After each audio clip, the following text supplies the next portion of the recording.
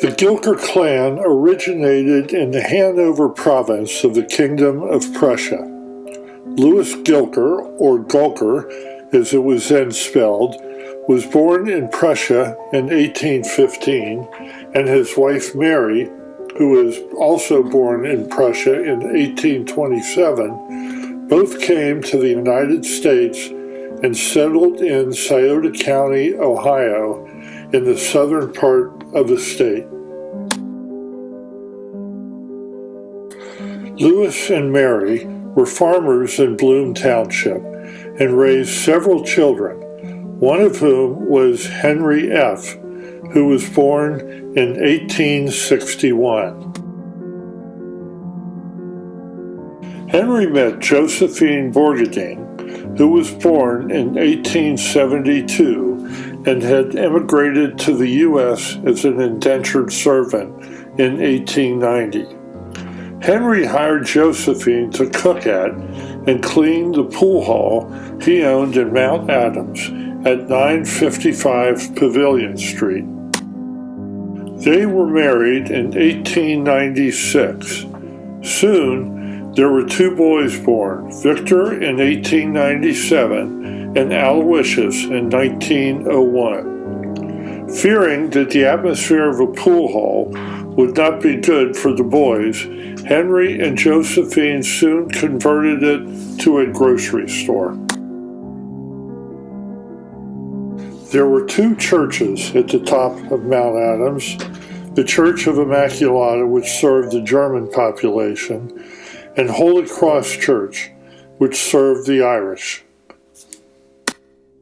Vic went to Immaculata grade school and then went to Woodward High School, where he was nicknamed Tony and graduated in 1915. Vic began college in pre-med, but after an argument with his parents, he enlisted in the Army in 1916. He was deployed to Texas during the campaign against Pancho Villa and then became part of the American Expeditionary Force that fought the Germans. In the last letter he wrote to his parents before shipping out, he wrote, "Will you call Avon 2298-2 and tell Catherine that we have sailed? You will remember her. She is the one who was over when I was on my furlough."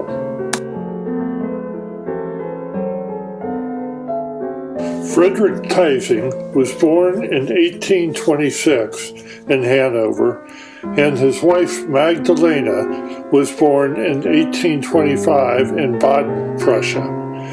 It is not known when they emigrated to the United States. Charles Tising was born in 1851 in Cincinnati, one of 8 children of Frederick and Magdalena.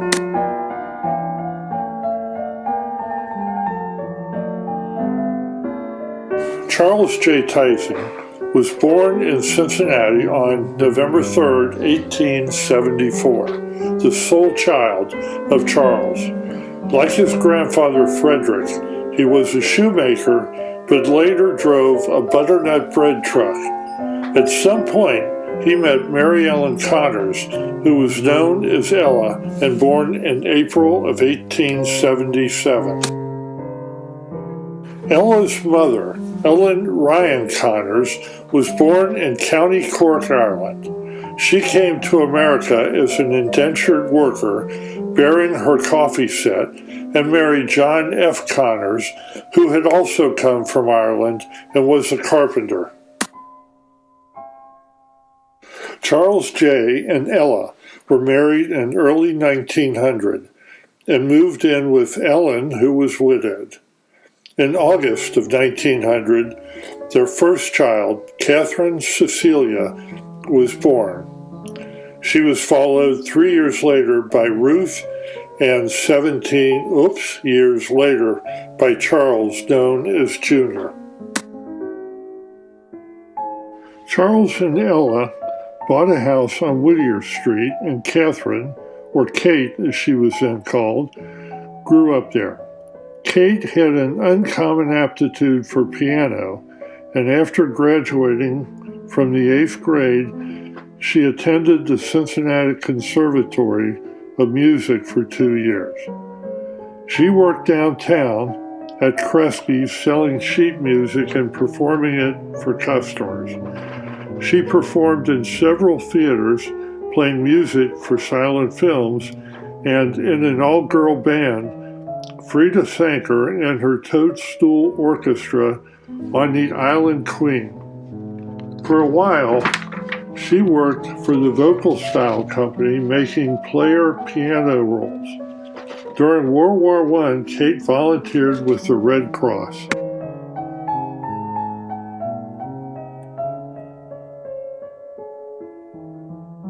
Franz Grothaus was born in Germany on October 6, 1844, and came to the United States in 1864. Franziska Fischer was born in Münster, Westphalia, Germany, on August 3, 1851, and came to the United States in 1866. They both settled in northern Kentucky. It's not known how they met, but they were married in 1874. Franz, or Frank, as he was called in the U.S., was a shoemaker until the early 80s, when he bought a saloon at 700 Main in downtown Cincinnati and moved the family to Cincinnati. He and Franziska, or Francis, had 7 children: Franz Jr., Hermione, Eva, Fanny, Leo, Joseph, and Walter. Unfortunately, Francis died in 1901 and Frank died in 1906, leaving the 4 youngest orphaned and below 20. Although all the Grothauses did well, Leo became president of Charleston Shipbuilding and Dry Dock Company, and Johnny Walter, the son of Walt, was the captain of the 1949 Notre Dame National Championship football team. Joseph was born in 1888 and baptized at St. Philomena Church. He was 17 when his parents died. He lived with various relatives. After graduating from 8th grade, he went to work as a salesman selling harnesses and later as a clerk selling dry goods. When the First World War broke out, Joe and his brother Walter enlisted in the Army in July 1918 and were sent overseas with the American Expeditionary Force. John Bodie was born in Prussia in 1825. Christiana Gestricht was born in Prussia in 1830. At some point, they were married and settled in Covington, Kentucky. They had 6 children, the youngest of which was Julius, who was born June 17, 1864. Julius, as a young man, worked in a wire-making factory, but eventually became a carpenter. At some point, Julius met Mary Burns Behrens, who was born in November 1867 in northern Kentucky, and whose parents had both emigrated from Prussia. Julius and Mary were married in early 1893, and in September 22, 1893, their first child, Emma, was born. Emma eventually had 3 sisters, Elsie, Marion, and Louise, who was later to be called Tussie. Emma, until at least 1900, lived with her parents in her grandmother's house. Her parents, sometime after 1900, bought a house on Russell Street in Covington, Kentucky, and she moved there. By the time Emma was 17, she was working at a drugstore and thereafter, until at least 1920, was a sales lady at Pogue's, a department store in Cincinnati.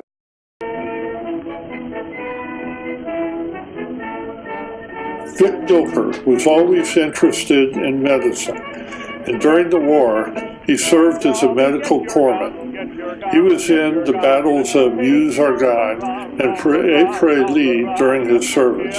He rose to the rank of sergeant and was discharged on April 12, 1919. Joe Grotehouse served in Europe in the Quartermaster Corps. He attained the rank of Private First Class and was discharged in July 1919. Vic and Joe returned to Cincinnati as part of the victorious American Army.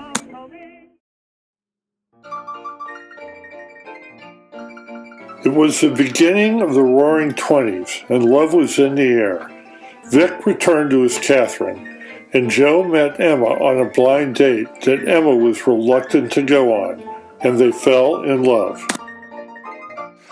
Joe and Emma were married November 22, 1920, and Vic and Kate were married in 1921.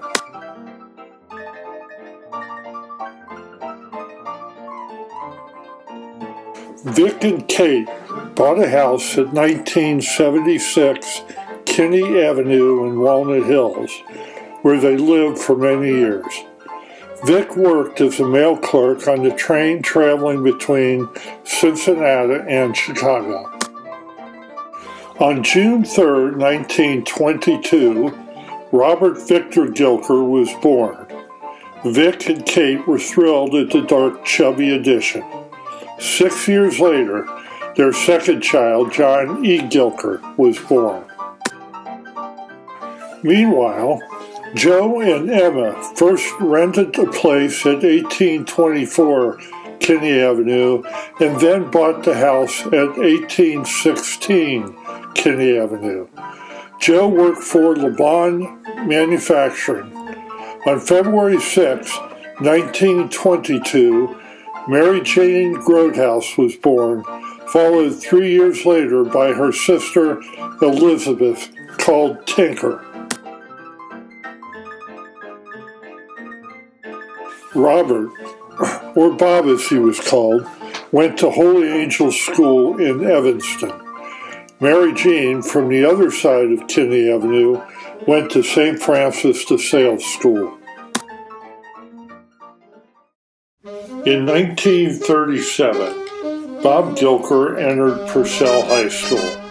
At Purcell, Bob became known as an athlete, earning letters in track, basketball, and his best sport, football, and an artist.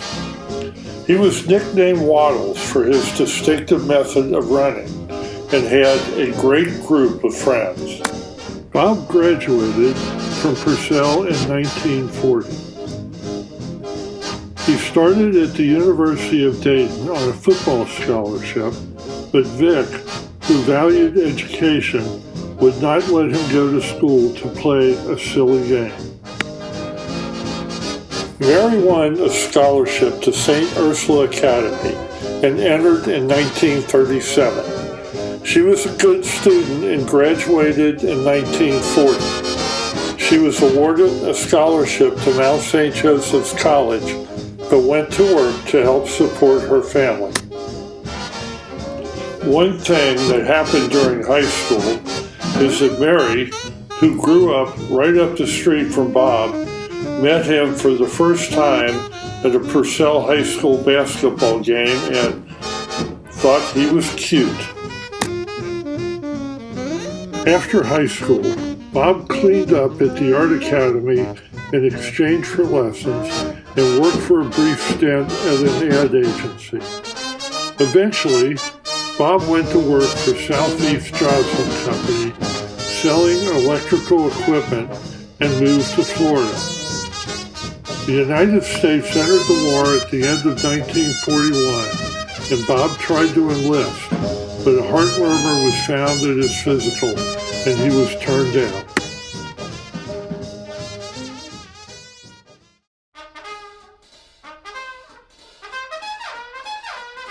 Bob continued to see doctors in an attempt to join the war, and finally on September 7th, 1943, he was inducted into the Army.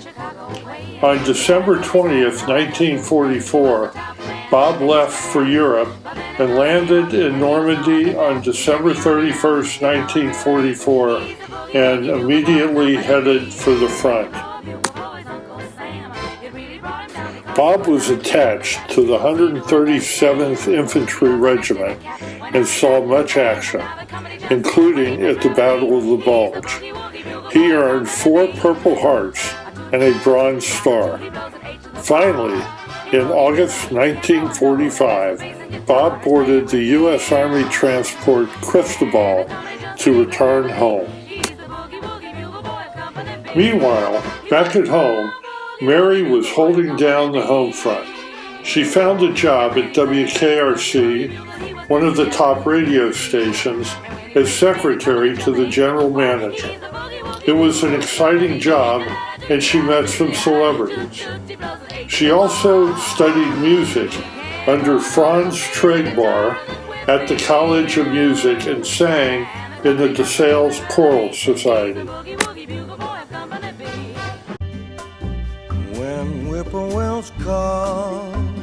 While Bob was gone, he and Mary Jean kept up a lively correspondence. It was obvious that Bob had met the love of his life, but Mary was much more reticent. Once he returned to the States, Bob became more persistent, and on June 1st, 1946, Bob and Mary Jean were married at St. Francis de Sales Church. Smiling face, a fireplace, a cozy room, a little nest. Bob had come up for the wedding from Lexington, Tennessee, where he still worked for Southeast Joslin. After a very short honeymoon, Bob and Mary said goodbye to their families and headed back down south. They returned to Cincinnati later that year, where Mary was Purcell's very first homecoming queen. Bob and Mary first settled in Lexington, Tennessee at 105 White Street. Bob continued his work stringing power lines for Joslin and Tennessee and throughout the South. Mary Jean did not like living in the South, but persevered, and the couple found themselves in Jacksonville, Florida in 1947. On September 14th, 1947, in the midst of a hurricane, Bob and Mary Jean welcomed a beautiful addition into their family, who they named Mary Patricia. Patty, as she was called, was the first grandchild of both Vic and Kate and Joe and Emma, and they were ecstatic. Patty spent the first few years of her life as a Southerner. She was a happy and adventurous little girl, and the apple of her parents' eye.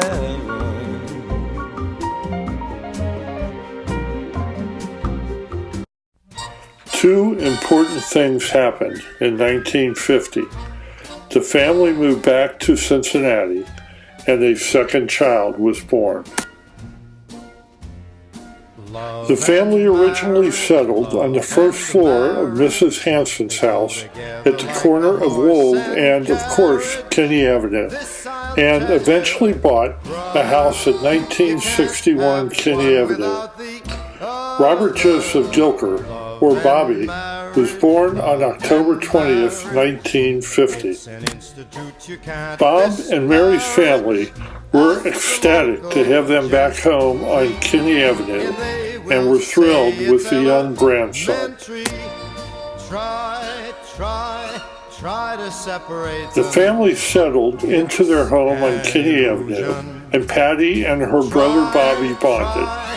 A mere 3 years later, on August 19, 1953, another daughter, Catherine, was born. Chubby Cathy was followed exactly 1 year later, on August 19, 1954, by Elizabeth, called Betty. Betty was named after Mary's sister Tinker, who died way too soon of cancer earlier that year. In the summer of 1954, Bobby was diagnosed with polio, which shocked and frightened Bob and Mary, and he spent the next year in the hospital.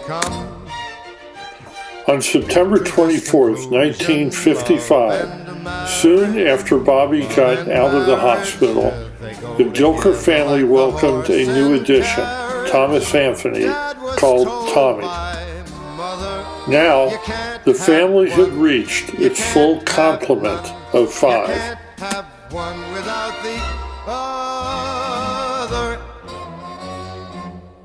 No, sir. The Gilker family lived in St. Francis de Sales Parish, and Patty started school there. For 2 years, Bobby took the short bus to Condon School, and then he and Cathy joined Patty at the Sales. In 1959, Bob Gilker bought a pony keg on the west side of Cincinnati called Hillside Carryout. Since Bob still had a day job as a salesman, Kate, who was called Mimo, moved to an apartment down the street on Harrison Avenue to run the store during the day. Vic, called Pop, died the day before the move and so remained an East Sider for life.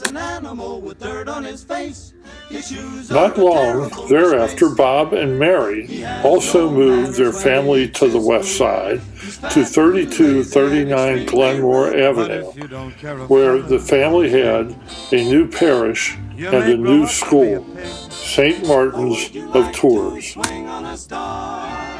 Soon, Emma and Joe Grotehouse, known as Mem and Papa Joe, moved to the west side, and the whole family became West Siders.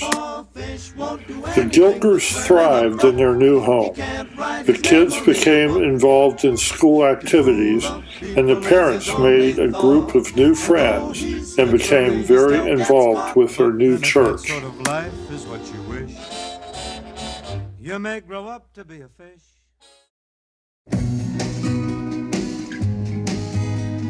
The years flew by, and the Gilker kids grew. All 5 graduated from St. Martin's School and then got ready to move on to high school. One notable occurrence during this time was that Michael Barrett came to live with the Gilkers and expanded their family. The high school years came, and the girls, Patty and Cathy and Betty, all attended and graduated from Mother of Mercy High School.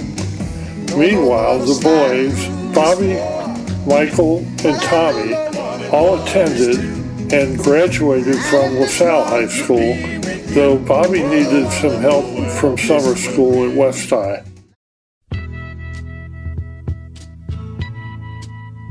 As Dylan sang, the times were changing, and so were the Gilkers. The kids were reaching adulthood and were touched by the spirit of the times. So were Bob and Mary. During this period, Bob quit working for others and went into business with Frank Schaefer, co-owning Schaefer Box and Pallet. Also, unfortunately, Mimo died on July 22, 1969, 2 days after watching the moon landing on TV. She said she had a great life growing up with horses and buggies and watching men Walk on the Moon. Also, Patty graduated from beauty school and became a cosmetologist. Kathy graduated from nursing school as the valedictorian of her class, and Bobby graduated from college and law school from Ohio State. In June of 1971, Bob and Mary celebrated their 25th wedding anniversary with a big party. Soon, the kids began to marry. First, Bobby got married in December of 1971. Betty and Jack Lindenschmidt followed on October 27, 1973. Patty and Gary Spar were married on May 8, 1976. Bobby tried again on August 23, 1980 with Karen Shoup. Kathy married Kip Monroe on March 3, 1984. Tom married Ellen Nuri on October 10, 1987. And after being together a long time, Michael and Carmen Melora tied the knot on February 14, 2002. Although Cincinnati had been the primary locale for the Gilker families for most of their time in America, this generation began to spread out. Patty and Gary moved to several cities before settling in Houston, Texas. Bobby and Karen moved to New York City and Columbus, Ohio, and finally to Ashburn, Virginia. Kathy and Kip lived in Bronxville, New York, St. Louis, Missouri, and Sterling, Virginia. Betty and Jack moved from Cincinnati to St. Louis, Missouri. Only Tommy and Mike stayed in Cincinnati. Tommy just down the street from St. Martin's.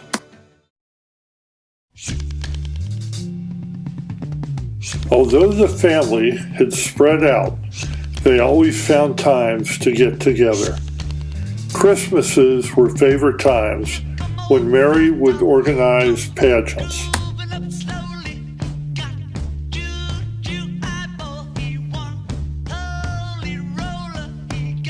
There were some sad get-togethers, such as Papa Joe's funeral in June of 1970 and Mim's funeral in September of 1983. But there were more good times, such as when Bob performed with his beer drinking and Bible study group. In June 1982, the kids celebrated Bob's 60th birthday by organizing a surprise roast. As Bobby said, "Yeah, a few stories. I remember a number of years ago, he said to me, he said, Bob, it's time we gotta talk. Man talk. I said, Dad, you mean sex talk? I was 19. Yeah, he puts things off.